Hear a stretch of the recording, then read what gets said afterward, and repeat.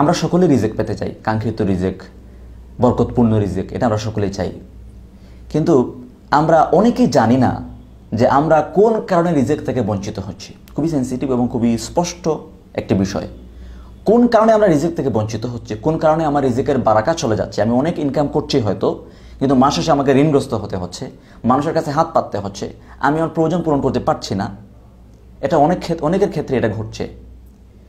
পরিবার নিয়ে বা ব্যক্তিগত বিভিন্ন কারণে আমরা প্রতিনিয়ত অভাবের মুখোমুখি হচ্ছি, কোনো রিজেকে বারাকা পাচ্ছি না। আমরা অনেকেই জানি না কোন কারণে আমরা সেই বরকত থেকে বঞ্চিত হচ্ছি, রিজিক থেকে বঞ্চিত হচ্ছি। একটা হাদিস আমি আপনাদেরকে শোনাচ্ছি। আজকে হাদিসটা ইবনে মাজাতে আসছে। নবী আলাইহিস সালাতু ওয়াস সালাম বলেন, ওয়া ইন্নার রাজুলা লা ইয়াহরামু রিজকা বিযামবি ইউসাইবু। বান্দা তার গুনার কারণে তার রিজিক থেকে বঞ্চিত হয়ে যায়। আল্লাহু আকবার।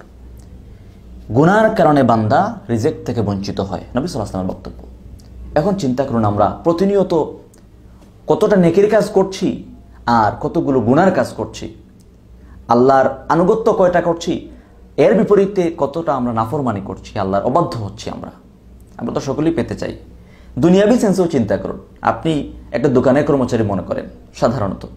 এখন কর্মচারী যদি মালিকের কথা না শুনে, একবার দুইবার তিনবার মালিক হয়তো তাকে ক্ষমা করে দিবে, ঠিক আছে, কিন্তু বারবার যদি আপনি তার অবাধ্য হন, আপনাকে চাকরি রাখবে না সে, তার দরকার নেই আপনাকে, আপনি তার অবাধ্য হচ্ছেন বারবার।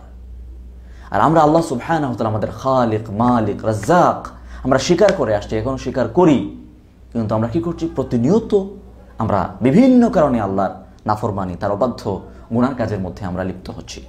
এবং আরো ভয়ঙ্কর বিষয় হলো যে অনেকগুলো গুনার কাজ আমরা করছি, কিন্তু এটা যে এত বড় মারাত্মক গুনাহ, কবিরা গুনাহ, আমরা সেই অনুভূতি আমাদের মধ্যে নাই। গুনাহ করতে করতে একটা পর্যায়ে সেটা চলে আসে। গুনাহ করতে করতে করতে করতে একটা পর্যায়ে গুনাহ যখন গা শোয়া হয়ে যায়, তখন আর গুনার অনুভূতি মানুষের মধ্যে চলে যায়। এটা খুবই খতরনাক এবং ডেঞ্জারাস একটা বিষয়। তো এজন্য গুনার কারণে মানুষ তার রিজিক থেকে বঞ্চিত হয়ে যায়।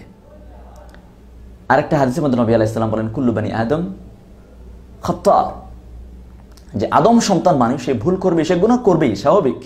মানুষের মধ্যে গুনার কি বলে প্রবঞ্চনা কাজ করবে, সে মানুষ মাত্রই সে গুনাহ করবে, সে ভুল করবে। আমরা যদি গুনাহ করে ফেলি, সমাধান কি?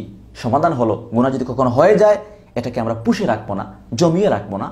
সাথে সাথে আল্লাহ তাআলা গুনাহ হয়ে গেলে সেটার সমাধান দিয়েছেন, আমাদেরকে সাথে সাথে তাওবা এবং ইস্তিগফার করতে হবে। আমরা যদি কখনো মাংস দিয়ে খাবার খাই, দেখবেন গোশত দিয়ে খাবার খেলাম, হাতের মধ্যে চর্বি জমে, তেল লেগে থাকে, হাতের মধ্যে লেগে থাকে না? তখন আমরা কি করি? লিকুইড দিয়ে আমরা হাত ধৌত করলে একদম পরিষ্কার হয়ে যায় হাত। ঠিক তেমনি গুনাহ করার পরে যদি বান্দা তওবা করে, তাহলে নবী আলাইহিস সালাম বলেন, আত-তাইবু মিনায-যামবি কামান লা যামবা লাহ। গুনাহ থেকে তওবাকারী এমন ব্যক্তি না কামান লা যামবা লাহ, যেমন তার কোনো গুনাহ ছিলই না।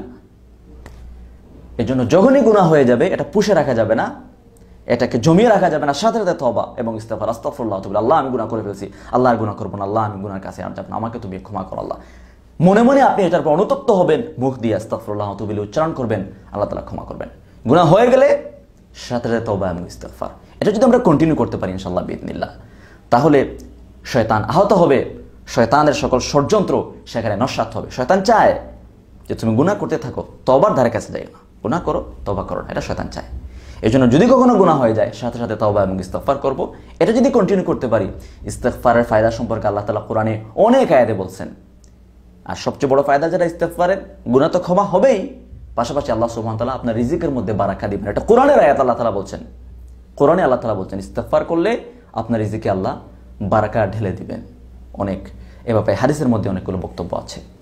আল্লাহ সুবহানাহু ওয়া তাআলা আমাদের সবাইকে গুনাহমুক্ত একটা জীবন গড়ার এবং তাওবা এবং ইস্তিগফারের মাধ্যমে আমাদের জীবনকে বরকতপূর্ণ করার আল্লাহ তাআলা আমাদের জন্য তৌফিক দান করেন।